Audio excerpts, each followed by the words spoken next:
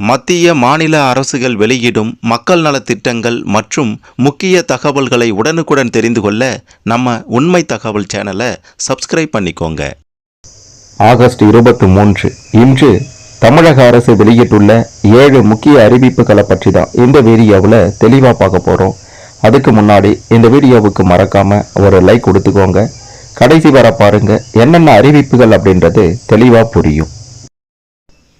முதல் அறிவிப்பு: மதுரை மீனாட்சி அம்மன் கோயில் கும்பாபிஷேக விழாவில் முதல்வர் விஜய் பங்கேற்க மாட்டார். அமைச்சர் நிர்மல்குமார் தகவல். மீனாட்சி அம்மன் கோயில் கும்பாபிஷேக விழாவில் முதல்வர் விஜய் பங்கேற்க மாட்டார் என அமைச்சர் CTR நிர்மல்குமார் தெரிவித்தார். மதுரை சின்ன சொக்கிகுளத்தில் புதிய வட்டாட்சியர் அலுவலகத்தை நேற்று திறந்து வைத்தார். பின்னர் செய்தியாளர்களிடம் கூறியதாவது: மதுரை மீனாட்சி அம்மன் கோயில் கும்பாபிஷேகம் வரும் செப்டம்பர் 17ஆம் தேதி நடைபெறுகிறது. இதற்கான முன்னேற்பாடுகள் குறித்து அதிகாரிகளுடன் ஆலோசனை நடத்தியுள்ளேன்.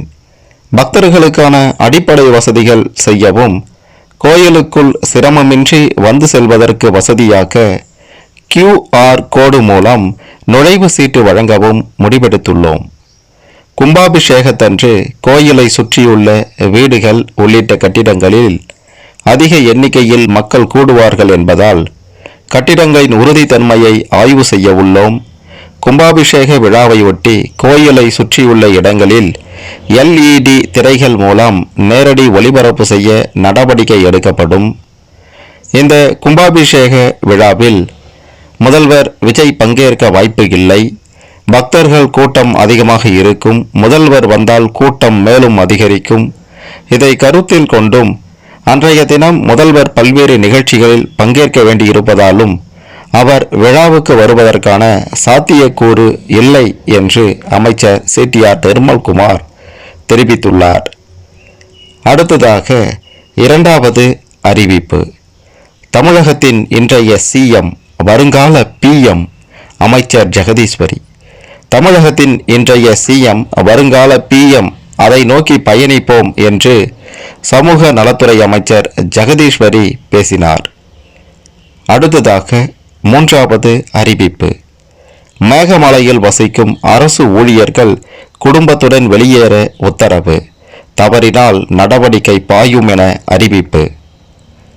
மேகமலை வன விவசாயிகள் குடும்பத்தை சேர்ந்த அரசு ஊழியர்கள் மீது ஒழுங்கு நடவடிக்கை எடுக்க துறை தலைமை அதிகாரிகளுக்கு தேனி மாவட்ட நிர்வாகம் உத்தரவிட்டுள்ளது.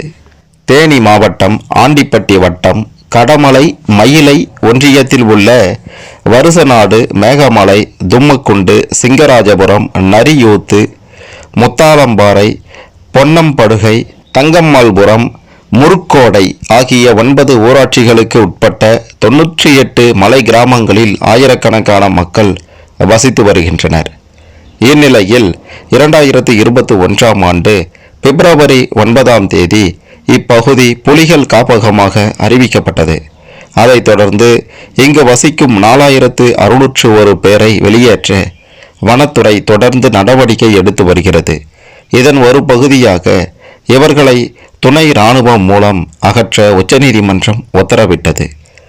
இதற்கு எதிர்ப்பு தெரிவித்து பல்வேறு அமைப்புகளும் கட்சிகளும் தொடர்ந்து போராடி வருகின்றன. தமிழக அரசும் மறுசீராய்வு மனு செய்யப்படும் என்று இப்பகுதி மக்களுக்கு வாக்குறுதி அளித்துள்ளது. இந்நிலையில் வன விவசாயிகளின் குடும்பத்தில் உள்ள 118 அரசு ஊழியர்கள் அந்த நிலத்தை விட்டு வெளியேற வேண்டும், இல்லையெனில் துறை ரீதியாக ஒழுங்கு நடவடிக்கை எடுக்கப்படும் என்று மாவட்ட நிர்வாகம் உத்தரவிட்டுள்ளது. இது குறித்த விபரம்: வன விவசாயிகள் குடும்பத்தை சேர்ந்த உறுப்பினர்கள் 118 பேர் இராணுவம், காவல்துறை, வேளாண்மை, கிராம நிர்வாக அலுவலர், சுகாதாரம், தபால்துறை, நியாய விலைக்கடை, விடுதி காப்பாளர், மின்வாரியம் உள்ளிட்ட பல்வேறு துறைகளில் பணியாற்றி வருகின்றனர். இவர்களின் குடும்பம் வனத்தை விட்டு வெளியேறாவிட்டால் இந்த 118 அலுவலர்கள் மீதும் துறை ரீதியான ஒழுங்கு நடவடிக்கை எடுக்கும்படி துறை தலைமை அதிகாரிகளுக்கு தேனி மாவட்ட நிர்வாகம் உத்தரவிட்டுள்ளது. மேலும் ஊதியம், கௌரவ ஊதியம் பெறும் சத்துணவு ஊழியர்கள் எவரேனும் அப்பகுதியில் இருந்தால் அவர்கள் அங்கிருந்து வெளியேறி பாதுகாப்பான இடத்தில் குடியேறி பணிக்கு சென்று வர வேண்டும் எனவும் மாவட்ட சத்துணவுத்துறை அதிகாரிகள் அறிவித்துள்ளனர். பொதுமக்களும் பல்வேறு கட்சியினரும் தொடர்ந்து போராடி வரும் நிலையில் மேகமலை விவசாயிகள் மீதான அடுத்தடுத்த நடவடிக்கையால் வன கிராம மக்களிடையே பெரும் அதிர்ச்சி ஏற்பட்டுள்ளது. அடுத்ததாக 4வது அறிவிப்பு. வேளாங்கண்ணி பேராலய திருவிழாவை ஒட்டி தாம்பரம் திருவாரூர் இடையே சிறப்பு ரயில் இயக்கம். வேளாங்கண்ணி பேராலய திருவிழாவை ஒட்டி தாம்பரம் திருவாரூர் இடையே வரும் 28ஆம் தேதி இரவு 11:50 மணிக்கு சிறப்பு ரயில் இயக்கப்படுகிறது. மறுமார்க்கமாக 29ஆம் தேதி திருவாரூரில் இருந்து இரவு 11:55 மணிக்கு புறப்படும் இந்த ரயில் மறுநாள் காலை 8:30 மணிக்கு தாம்பரம் வந்தடையும் என தெரிவிக்கப்பட்டுள்ளது. அடுத்ததாக 5வது அறிவிப்பு. அரசு காரை காங்கிரஸ் உறுப்பினர்கள் பெற்றுக்கொள்வர். அமைச்சர் ராஜேஷ்குமார். அரசு கொடுக்கும் காரை காங்கிரஸ் உறுப்பினர்கள் நிச்சயமாக பெற்றுக்கொள்வார்கள். கார் இருந்தால் தொகுதி முழுவதும் எளிதாக பயணிக்க முடியும் என்று சுற்றுலாத்துறை அமைச்சர் ராஜேஷ்குமார் தெரிவித்தார். எம்எல்ஏக்களுக்கு கார் கொடுப்பதில் தவறு இல்லை. அது நல்ல திட்டம். மக்களின் வரிப்பணத்தை வீணடிப்பதாக கூற முடியாது. மக்களுக்காக மக்களால் தேர்ந்தெடுக்கப்பட்ட பிரதிநிதிதான் நாங்கள். அரசின் பெயர் பலகை கொண்ட காரில் செல்லும்போது எம்எல்ஏக்களுக்கும் மரியாதையாக இருக்கும்.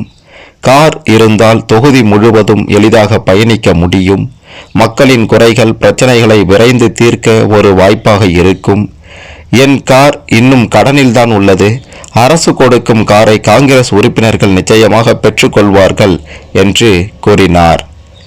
அடுத்ததாக 6வது அறிவிப்பு. பள்ளிக்கு செல்லாமல் இருந்த 7 பழங்குடியின குழந்தைகள் மீட்பு. மீண்டும் பள்ளியில் சேர்த்த சிங்கப்பெண் அதிரடிப்படை. செங்கல்பட்டு காவல் நிலைய எல்லைக்கு உட்பட்ட PV களத்தூர் கிராமத்தில் பழங்குடியின மக்கள் வசிக்கும் குடியிருப்பு உள்ளது. இங்கு சில குழந்தைகள் தொடர்ந்து பள்ளிக்கு செல்லாமல் இருப்பது காவல்துறையினரின் கவனத்துக்கு வந்தது. இதையடுத்து காவல் உதவி ஆய்வாளர் தேவிகா தலைமையிலான சிங்கப்பெண் சிறப்பு அதிரடிப்படை காவலர்கள் சம்பந்தப்பட்ட அரசு பள்ளி தலைமை ஆசிரியருடன் இணைந்து குடியிருப்புக்கு நேரில் சென்று பள்ளிக்கு செல்லாமல் இருந்த 7 குழந்தைகளை கண்டறிந்தனர். பின்னர் குழந்தைகளின் பெற்றோரிடம் கல்வியின் முக்கியத்துவம் குறித்து எடுத்துரைத்த காவலர்கள் தொடர்ந்து பள்ளிக்கு செல்லாமல் இருப்பதால் கல்வி பாதிக்கப்படுவதுடன் எதிர்காலத்தில் வேலைவாய்ப்பு உள்ளிட்ட வாய்ப்புகள் பாதிக்கப்படலாம் என விளக்கினர். காவல்துறையினரின் அறிவுரையை ஏற்ற பெற்றோர் குழந்தைகளை மீண்டும் பள்ளிக்கு அனுப்ப ஒப்புக்கொண்டனர். இதையடுத்து 7 குழந்தைகளும் அரசு பள்ளியில் மீண்டும் சேர்க்கப்பட்டனர்.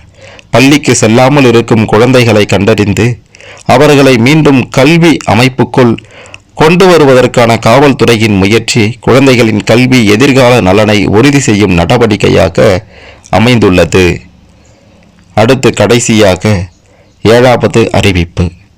தமிழகத்தில் 2 பேருக்கு தேசிய நல்லாசிரியர் விருது குடியரசுத் தலைவர் செப்டம்பர் 5ஆம் தேதி வழங்குகிறார். தேசிய நல்லாசிரியர் விருதுக்கு தமிழகத்தை சேர்ந்த 2 ஆசிரியர்கள் தேர்வு செய்யப்பட்டுள்ளனர். மறைந்த முன்னாள் குடியரசுத் தலைவர் சர்வப்பள்ளி ராதாகிருஷ்ணன் பிறந்த நாளான செப்டம்பர் 5ஆம் தேதி ஆண்டுதோறும் ஆசிரியர் தினமாக கொண்டாடப்படுகிறது. இந்த நாளில் நாடு முழுவதும் உள்ள சிறந்த ஆசிரியர்களுக்கு மத்திய அரசு விருதுகள் வழங்கி கௌரவிக்கிறது. அந்த வகையில் நடப்பு ஆண்டு தேசிய நல்லாசிரியர் விருதுக்கு நாடு முழுவதும் 48 ஆசிரியர்கள் தேர்வு செய்யப்பட்டுள்ளனர். விருது பெறும் ஆசிரியர்கள் பட்டியலை மத்திய கல்வி அமைச்சகம் நேற்று முன்தினம் இரவு வெளியிட்டது. அதில் தென்காசி மாவட்டம் புளியம்பட்டி ஊராட்சி ஒன்றிய தொடக்கப்பள்ளி ஆசிரியர் தங்கராஜ், மதுரை திருப்பரங்குன்றம் PM கேந்திரிய வித்யாலயா பள்ளி தலைமை ஆசிரியை J. அமுதா ஆகிய 2 விருதுக்கு தேர்வாகியுள்ளனர். டெல்லியில் செப்டம்பர் 5ஆம் தேதி நடைபெற உள்ள விழாவில் குடியரசுத் தலைவர் திரௌபதி முர்மு ஆசிரியர்களுக்கு விருதுகளை வழங்கி கௌரவிப்பார். நல்லாசிரியர் விருதுடன் சான்றிதழ் தலா ரூபாய் 50,000 பரிசு தொகையும் வழங்கப்படும்.